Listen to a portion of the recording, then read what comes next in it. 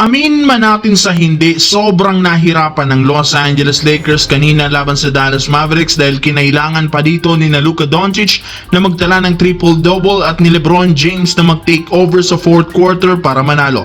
Pero a win is a win pa rin para sa Lakers dahil marami nga pong mga bagay ang nakasagabal sa kanilang game ngayong araw. Ayon nga mismo sa naging pahayag ni Luka Doncic, sa sobrang taas nga daw ng kanyang emosyon sa game laban sa Dallas, hindi nga siya nakatulog ng mga nagdaang araw. Kaya ngayon, nagtapos na ang laro, sa wakas makakatulog na nga siya ng mahimbing at walang istorbo. Inamin nga nito na nawiwirduhan nga siya sa game dahil hindi niya akalain na makakalaban nito ang kanyang mga dating kakampi. May pagkakataon rin naman sa game na hindi niya alam kung ano ang kanyang mga pinaggagawa, kagaya na lamang ng pagsigaw niya sa harap mismo ng bench ng Dallas. Sa madaling salita, masyado nga talaga siyang nadala ng emosyon which is iniiwasan niyang mangyari.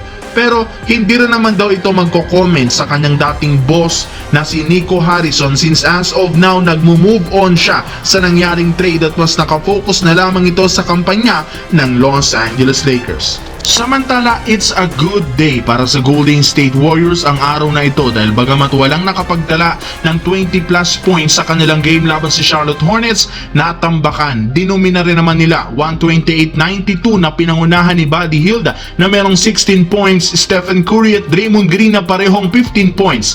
Gumawa rin naman si Jimmy Butler 6 points, 8 rebounds, 5 assists. At dahil sa pagkapanalo, umangat na sa 31 wins, 27 losses ang kanilang record, and since natalo ng Lakers ang Dallas, tuluyan na nga silang umangat nang walang kahirap-hirap sa ikawalong pwesto sa West. At ang maganda pa dyan, 0.5 games na lang naman ang kailangan nilang habulin para malampasan ang top 6 na Los Angeles Clippers, ang top 7 na Minnesota Timberwolves. Kaya kailangan nga ng Golden State na manalangin na matalo muli ang dalawang ito ng Lakers sa mga susunod na laban at maipanalo ang next game upang makadiretso sila sa top 6 sa lalong madaling panahon.